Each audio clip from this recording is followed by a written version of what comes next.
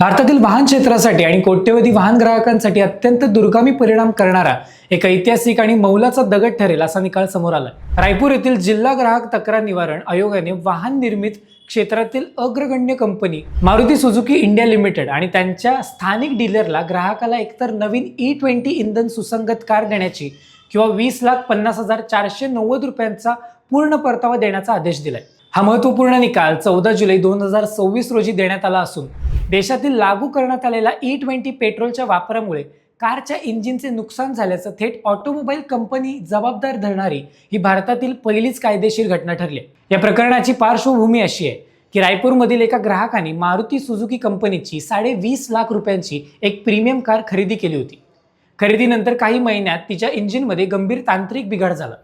अधिकृत सर्व्हिस सेंटरमध्ये तपासणी केली असता इंजिन खराब झाल्याचं समोर आलं। मात्र कंपनी आणि डीलरने हा बिघाड उत्पादनातील दोष नसल्याचा दावा करत ग्राहकाने कारमध्ये E20 पेट्रोलच्या वापरामुळे हे नुकसान झाल्याचं सांगितले। दुरुस्तीचा मोठा खर्च ग्राहकावर लादण्याचा प्रयत्न केला।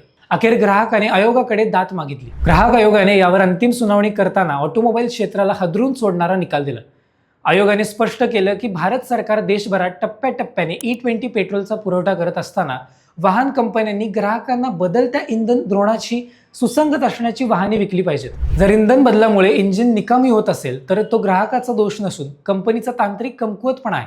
तसेच वाहनाची विक्री करताना भविष्यातील इंधन बदलाची कोणतीही स्पष्ट माहिती ग्राहकाला दिली नव्हती। यामुळे आयोगाने मारुती सुझुकी आणि डीलरला ग्राहकाला संपूर्ण रक्कम व्याजासह परत करण्याचं किंवा नवीन E20 सुसंगत कार देण्याचा आदेश दिलाय। E20 पेट्रोल म्हणजे 80% पारंपरिक पेट्रोल आणि 20% इथेनॉलचे मिश्रण असं असतं। इथेनॉल हे निसर्गाने अधिक गंज निर्माण करणारे असल्याने जुन्या इंजिनच्या गाड्यांमध्ये याचा सतत वापर केल्यास इंजिन पाईप्स खराब होतात, इंजिनच्या अंतर्गत भागांवर गंज चढतो आणि कंबेशन चेंबरमध्ये बिघाड होऊन इंजिन कायमचे निकामी होऊ शकते। या ऐतिहासिक निकालापूर्वी ग्राहकांना अशा दुरुस्तीचा भुर्दंड स्वतः सोसायला लागायचा, पण आता त्यांना मोठा कायदेशीर अधिकार मिळत आहे। कंपन्यांना आता प्रत्येक वाहनांचा इंधन सुसंगत दर्जा स्पष्ट करावा लागेल आणि हा निकाल भविष्यातील सर्व खटल्यांसाठी एक मुख्य संदर्भ ठरेल। यामुळे देशातील वाहन उद्योगात मोठी खळबळ उडाली असून सर्वच मोठ्या कंपन्या आपल्या जुन्या आणि नवीन गाड्यांच्या इंधन प्रणालीत पुनर्विचार करू लागलेत। ग्राहकांनी आता नवीन कार खरेदी करताना ती अधिकृतपणे E20 सक्षम आहे की नाही याची खात्री करून घ्यावी।